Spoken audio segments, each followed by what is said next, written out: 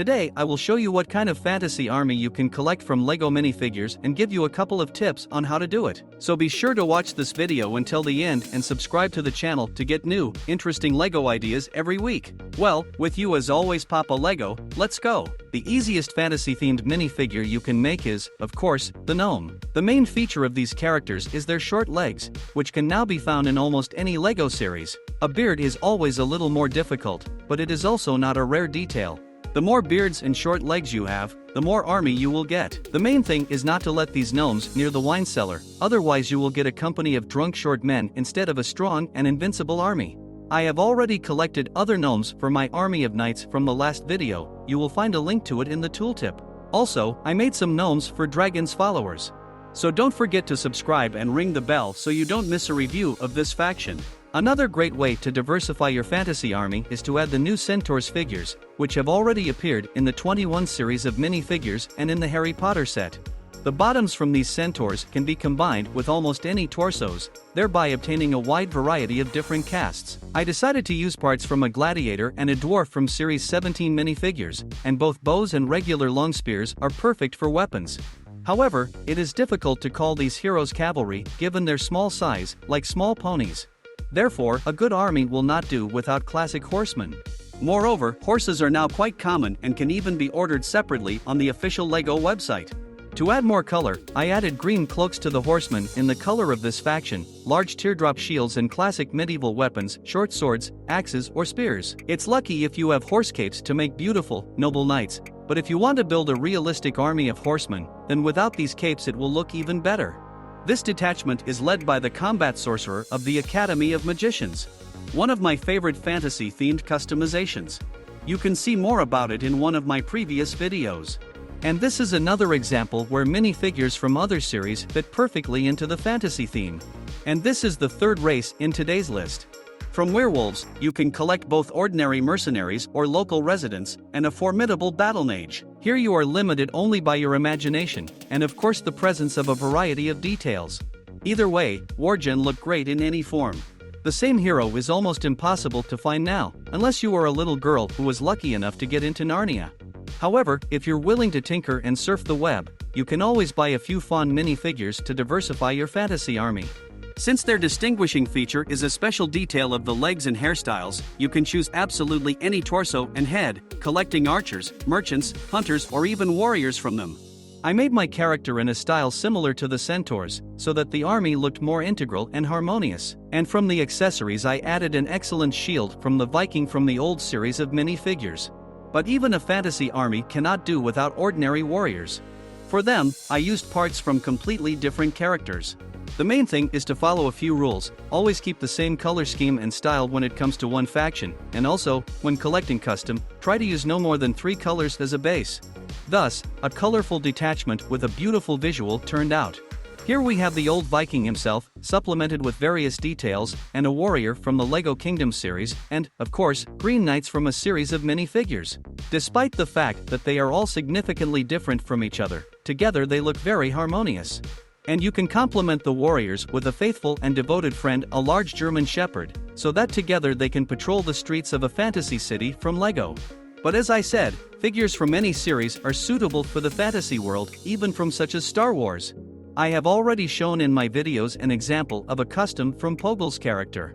Today, representatives of the Mon Calamari race have also entered the fantasy army.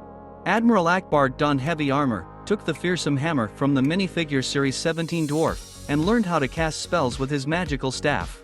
Having become one of the combat sorcerers, he led the garrison of warriors in my fantasy city, which includes other representatives of his people. The twin brother is an older version of Akbar, as well as Admiral Radis, who in this world became a noble knight by picking up a heavy, spiked morningstar. Even better for the fantasy theme are the new and incredibly cool minifigures from the Avatar movie sets. Several interesting sets have already gone on sale, and even more sets for the second part of this epic story have been announced. I have already ordered several kits from this series and many others for the new rubric, What Can Be Done with This Kit? So don't forget to subscribe and ring the bell so you don't miss a new video. Well, in a fantasy world, what kind of army can do without everyone's favorite wood elves? The only problem is that if you want to collect elves in yellow, so that they look like all the other minifigures, then you really have to try. After all, hairstyles with ears of this color were only met twice in LEGO. And don't write in the comments about the little elves of Santa Claus now. First, try to assemble a formidable warrior from this hat yourself. I'd rather tell you a life hack how to fix the situation. Take a hood of any color, preferably with a closed face from an old archer, and imagine that this is an elf like I did.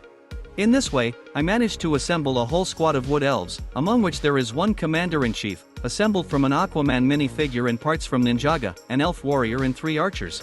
The commander-in-chief, of course, also has magic and is a combat sorcerer. Few people want to meet such a company late at night on a forest road. Especially when they are accompanied all the time by a huge, predatory cat with long teeth. But among people, too, there are quite a few archers. After all, one of the main features of the army of this faction is the most accurate shooters in Caldaria, the world in which they live. Of course, with the presence of so many battle mages in their ranks, this army is already too awesome. However, by pure chance, I managed to collect the most archers of this color scheme. Here is Robin Hood from the very first series of LEGO minifigures, and one of my first fantasy-themed figures. There are Centaur torso archers, another Fawn custom, and one from the Forest Boy that was dropped in episode 22 minifigures. And of course, as it has already started in this army, at the head of the detachment is a battle mage, assembled from the details of the Lord of the Rings, Aquaman and the Scarlet Witch. And in addition to all this, I decided to add some classic dogs, like real hunters. The head of the Academy of Magicians, which I have already mentioned so many times today, is the Supreme Sorcerer, a representative of the elves from the Lunar Islands. At the moment, this is the strongest sorcerer in my fantasy city. It could not be otherwise, because he took the staff from Loki himself from the Marvel Universe, and stole the mantle from the best director of the School of Magic and Wizardry, Albus Dumbledore. He knows how to summon Jean, and the main goal of his whole life is to use dragon magic against them. In this big fantasy city, only the king himself can compare in importance with the Supreme Sorcerer. Which, by the way, I also assembled from a Dumbledore minifigure. And even as a royal weapon, I chose the Sword of Gryffindor because of its amazing detail. From the Harry Potter sets, I took the parts for the king's advisors. Here we have Mrs. McGonagall and a nearly headless Nick. They fit perfectly into the role of treasurer and commander-in-chief. I borrowed the torso for the little prince from the Hamlet minifigure from the distant 8th series of minifigures. And the princess from the old LEGO Castle series became the queen. Although very soon in the 24 series of minifigures there will be an amazing candidate to replace her. Well, since the king has such a brigade, then he should have his own cool car with a personal driver and an escort cortege. Still riding the old horse? Error. Still thinking about buying a carriage? Fatal error. Power as much as 2 horsepower. Independent suspension, front-wheel drive and tinted windows. 50-inch wooden discs. The salon is made of old pine and upholstered in the most expensive, red velvet. Inside fits 2 people and there is still enough room for a chest of cash. Want to get more cool ideas? Go to my Instagram via the link in the pinned comment. With you as always was Papa Lego. For all you cool minifigs, I'm not saying goodbye.